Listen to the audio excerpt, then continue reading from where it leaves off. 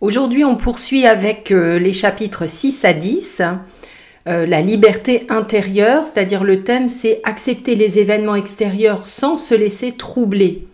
La réflexion pourrait être, la vraie liberté ne dépend pas des circonstances, mais de notre capacité à garder notre calme intérieur.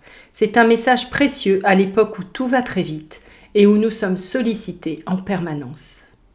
6. Ne t'enorgueillis d'aucune supériorité étrangère.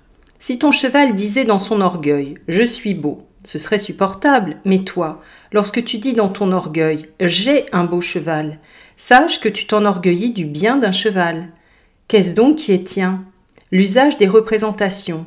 En sorte que, lorsque dans l'usage des représentations tu es dans une disposition accordée à la nature, c'est le moment enorgueillis-toi. Alors en effet, tu t'enorgueilliras d'un bien qui est tien. 7. Comme dans un voyage en mer, quand le navire a accosté et que tu as débarqué pour la provision d'eau, chemin faisant, tu ramasseras aussi un petit coquillage et un petit oignon.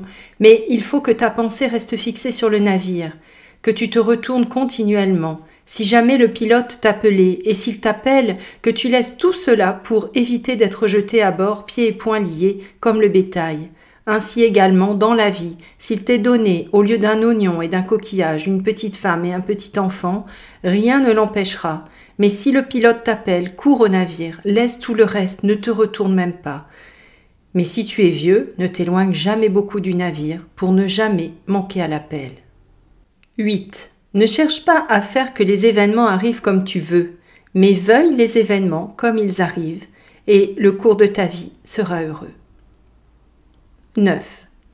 La maladie est entrave pour le corps, non pour la volonté, si elle-même ne le veut. La boiterie est entrave pour la jambe, non pour la volonté. Et dis-toi cela pour tout ce qui tombe sur toi, car tu découvriras que c'est une entrave pour un autre, non pour toi. 10. Pour tout ce qui tombe sur toi, rappelle-toi de chercher faisant retour vers toi-même quelle puissance tu détiens pour en faire usage. Si tu vois un bel homme ou une belle femme, tu découvriras, pour leur faire face, la maîtrise de soi. Que la fatigue vienne, tu découvriras l'endurance. Le reproche blessant, tu découvriras la patience. Et avec cette habitude, les représentations ne te captiveront pas.